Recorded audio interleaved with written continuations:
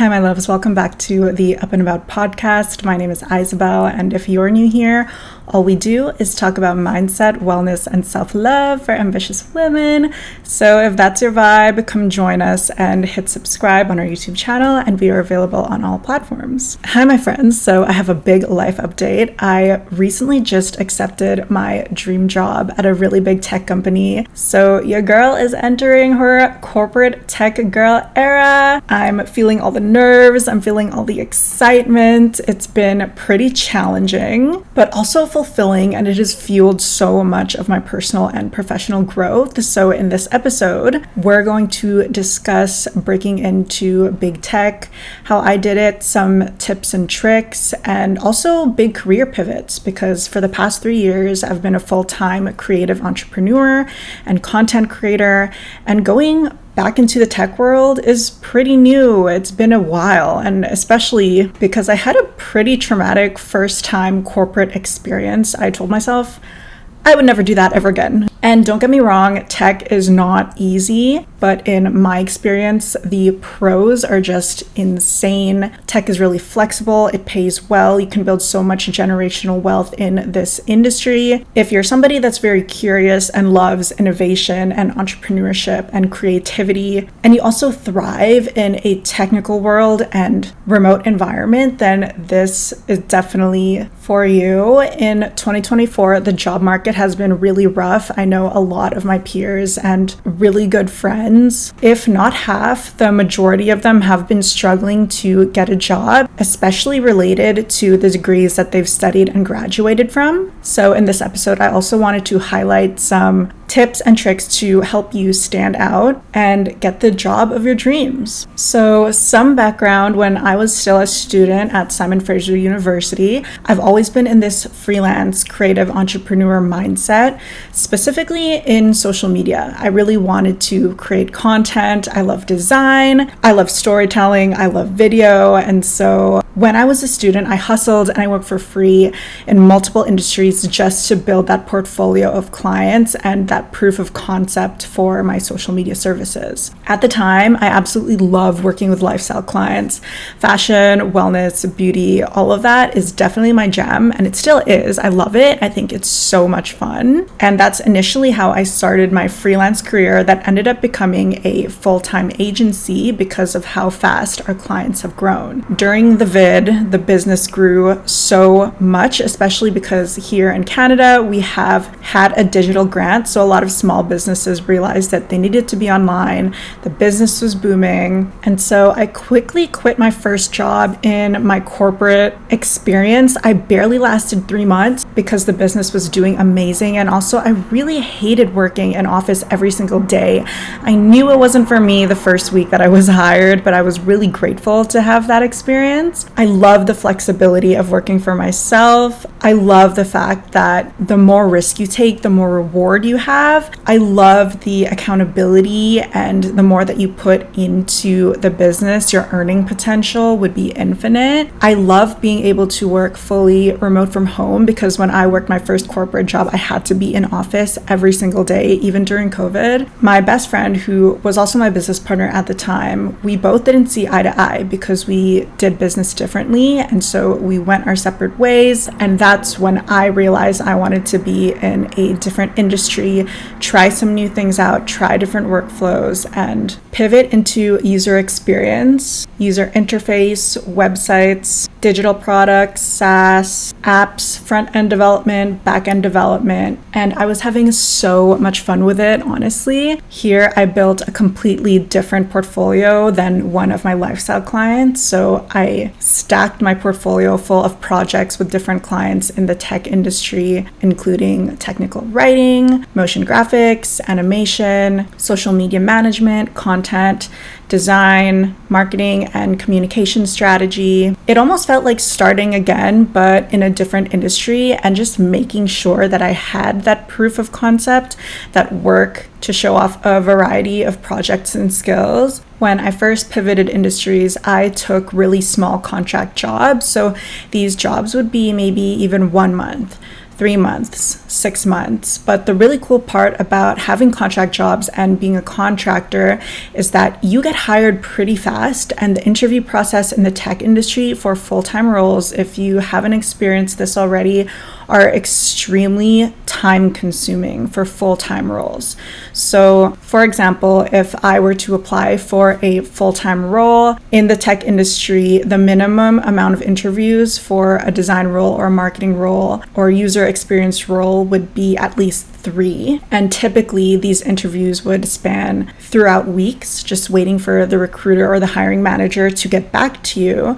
And while you're doing multiple interviews, you're also interviewing for other tech companies. Some of these tech companies even have up till 8 interviews, depending on what role you're applying for. And so it becomes really easy for the job process to take months on end. And it gets really, really disappointing when you're at your 4th interview, 5th interview, and you get rejected. It just takes up so much of your energy and your time. Whereas when you apply to small contract roles, you get hired right away. It's typically 1 interview, if not maybe 2 interviews, and you're onboarded pretty fast. So I'd say if you're pivoting industries and you're starting from scratch, don't be afraid to apply for those small contract positions just to get your foot in the door, just to build your portfolio and proof of concept, because that will pay off in the long run. So that's when I started building my tech portfolio. That was around the end of 2022. Also, another thing that I forgot to mention is that my Bachelor's of Arts degree is in Communications and Interactive Arts and Technology at Simon Fraser University. So it's a combined program. And Interactive Arts and Technology is a really cool niche program that focuses on both digital design, media arts, and computer science. So overall, you get this holistic education around user experience and also a lot of coding, architecture, and programming language. I had such an amazing experience doing that program. Okay, so in the midst of applying to small contract jobs and in the process of rebuilding new technology clients as a freelancer, my experience interviewing with Autodesk was really quick, really easy. It was, again, 1 interview, and the moment that I got off the interview, I got a call from the tech recruiter and said, hey, they want to hire you, like right now. They're sending you an offer right now. And honestly, I was shook because it was one of the fastest interview experiences that I've ever had.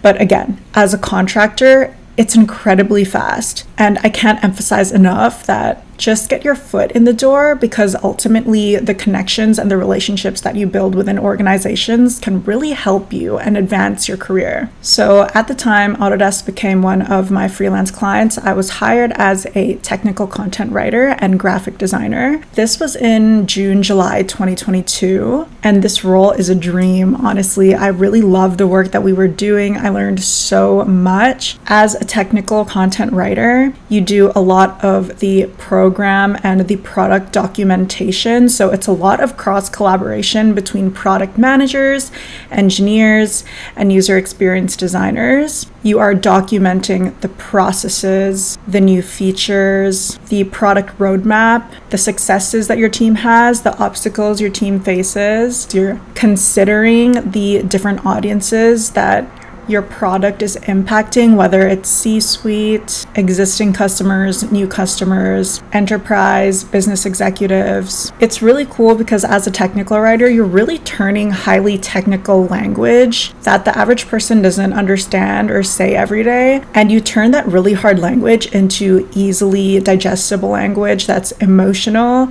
storytelling focused, really easy to digest. And because I have a design background, I'm able to leverage a lot of the technical content and turn them into visuals, infographics, presentations, walkthrough videos, animation. I really fell in love with the work that I was doing. I fell in love with the team, and I've worked with a lot of organizations over the past 3 years of being both a freelancer, a content creator, and a creative entrepreneur. Autodesk by far has the most amazing work culture. I feel incredibly supported, encouraged. I really love the work that we're doing. I'm having so much fun. I love what the company stands for. As a designer that used Autodesk products at school, it's definitely a full circle moment. And overall, I've experienced so many green flags. Like, a lot of my team members have been here for over 5, 6, 10, 15 years. They just love working here so much. And honestly, I could see why. So they hired me at the end of June, beginning of July 2022. And then 2 years later, in mid-May, they gave me the most amazing opportunity to be part of the team full-time. And they created a role specifically around me and for me because they have loved working with me over the past 2 years. And I've absolutely loved working with Autodesk. And so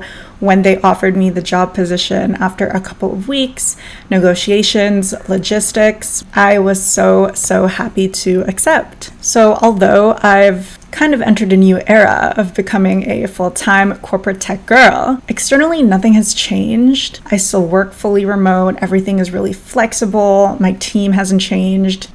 But as a full-time Autodesk employee, I get access to so many incredible things and experiences, such as going to the annual Autodesk University Conference, being a part of Autodesk's mentor program, their career advancement program and workshops, traveling for work, getting paid to learn. I've heard some pretty insane horror stories about working in tech as well, like those crazy overtime hours, the amount of stress that builds sometimes, and also how it really impacts your mental health.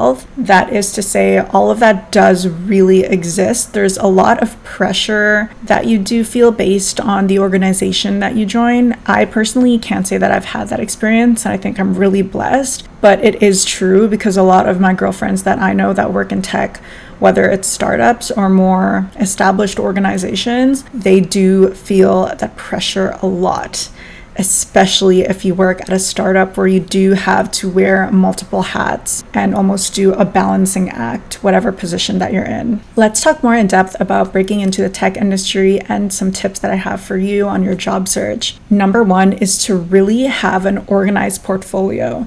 Realistically, HR and tech recruiters are going to skim through your portfolio, maybe not even 5 minutes.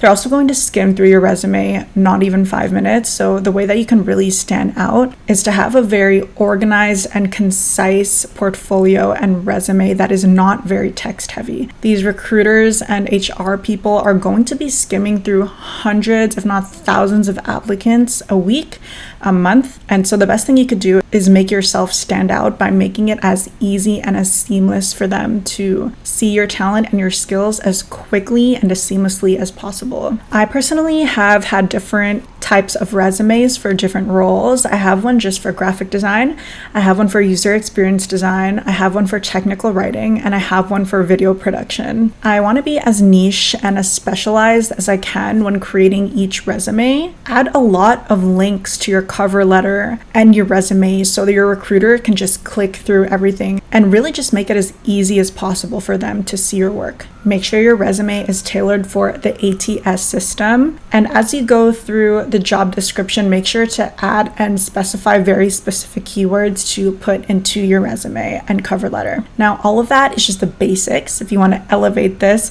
I would say to invest in LinkedIn Premium. LinkedIn Premium is amazing. The best part about LinkedIn Premium is really just having access to the hiring manager as soon as you can. You're also able to see the skills and the skill sets that the hiring manager is looking for specifically, and you can compare that skill set and your experience to other applicants who are also applying to the same job. So when you tailor your application, you can tailor your skill set for the specific job to make you stand out, in combination with contacting the recruiter right away. It's just a deadly combination. I highly recommend it. Networking and referrals. Oh, girl, referrals are so good. It can really just push your application to the top of the line to get that first initial interview. Even if you don't know the person personally that you're asking a referral from, being able to use LinkedIn, contacting them directly and asking for that referral in exchange for a service or a skill that you have can make a world of a difference. I would definitely ask for a referral in exchange for consulting, social media tips, a quick audit. It'll definitely feel uncomfortable and icky at first, especially if you are an introverted person. And sometimes you might get ghosted and sometimes you might get rejected, but honestly, all of this, including job applications, is really just a numbers game and a really true experience on perseverance, which really goes to show you the power of relationship building. Networking. If you live in a city that is full of tech enthusiasts, full of startups. You'll probably find a lot of tech communities and a lot of events going on, especially networking events, investing events, startup events. There are so many little design communities that are enthusiastic to meet you. They want to meet you. Tech is incredibly competitive. It's really challenging to even get your foot in the door. So building those initial relationships, it makes a huge impact, especially if you meet people in person. Those tech conferences and meetups are no joke, so take advantage of them. I've also been seeing a lot of resume workshops, specifically in the tech and design industry, pop up, which is really cool. A lot of recruiters and a lot of hiring managers are hosting these workshops in the tech industry in my city, and a lot of them are free, which is really awesome. Continuous learning. Continuous learning is so important. Being able to keep up with the latest technology, using and leveraging AI in your applications, but also skill set, understanding business models and understanding your role and how to make companies more money will make you invaluable. My boyfriend Josh talks about this all the time, how you can really make yourself irreplaceable by learning new skills that make the businesses more money that you're applying to. The more that you can contribute, make an impact, save the business money, make the business money through leveraging your relationships, through leveraging your skill set, and continuously learning new things and applying them and taking that initiative, that is going to make you stand out tenfold. Those conferences, those courses, Skillshare, Udemy, YouTube, workshops. Technology is changing so fast and rapidly. Leverage social media, leverage your personal brand, make content on LinkedIn. Don't be afraid to showcase your experiences, your accomplishments. If you're building a personal brand and a platform about business, entrepreneurship, freelance, tech, self-development, that is a skill set. Building an audience is a skill set, or even a passion project. Again, so many of these communities exist, especially on social media, especially online. So join those communities online, post in them, build your community as well. Practice your interview skill set. I'm sure when you're doing rounds of interviews, there are going to be questions that pop up that maybe catch you off guard, whether they're technical questions, behavioral questions, scenario-based questions. I always like to write down questions that catch me off guard during interviews and then practice them and make sure to be concise and articulate with how you answer them. Writing down and having a set of stories and experiences where you've had a lot of challenges or experiences where you failed but really learned from them, or experiences where you excelled or learned something new. Write all of this down so you have a list of stories to pull from when it comes to answering challenging interview questions. One thing I've learned through doing interviews is that I used to speak really, really fast when I got nervous. And so I had to make it a habit and practice slowing down and articulating my thoughts with more clarity and with more confidence. This might be a little uncomfortable and cringy at first, but recording yourself practicing mock interviews or doing interviews over and over again and watching them back so you can see your body language, you can see the way that you come off, or even asking your partner or friends and family to review these videos and have them give you feedback on how you present yourself while doing interviews is also extremely helpful. There is so much that your body language says while you are just talking, and it's always different coming across a certain way on camera than in person, so it's good to see the mannerisms that you might not be aware of or nervous habits that you might not be aware of too. At the end of the day, all of this really just comes down to relationship building, who you know, and how you can get your foot in the door. So I would say to spend a lot of time really just building genuine, authentic relationships and getting into the habit and focusing on what you can give that company, that relationship, that other person, and provide immense value. I know it's been a really challenging job market this year. It's also been highly competitive in the tech industry way more than it typically is. And it's really easy to feel discouraged while you're going through a lot of the interview process over and over again, especially going through the multiple rounds. Just remember that embracing that rejection as redirection and taking it as a learning lesson and asking for feedback will really build your resilience and courage to find the company and the organization that works best for you. Even though it might not feel like it, just know that it isn't personal. It's also okay to take a break from the job hunting and just take it easy as well. You don't have to force and push your body and yourself to hustle 24/7. You are so worthy just as you are already. Don't forget to celebrate those small wins and your progress. Just know that if you have these really big dreams, they're already out there and they're already yours. It's just a matter of time. I believe in you. And once you get that job offer, don't shy away from negotiating for more and really negotiating your salary. I'll definitely have more tech content coming your way as I delve into the big tech corporate girl era. In the past 2 years alone, I've already learned so much just being in this industry. I'm so excited for what's to come. And if you guys are interested in more career vlogs, let me know, because that's also something that I love watching as well. Stay connected with me and our community at Up About Podcast on Instagram and at my personal at Isabel at YZOBEL. I hope you have an amazing week and we'll catch up soon. Bye.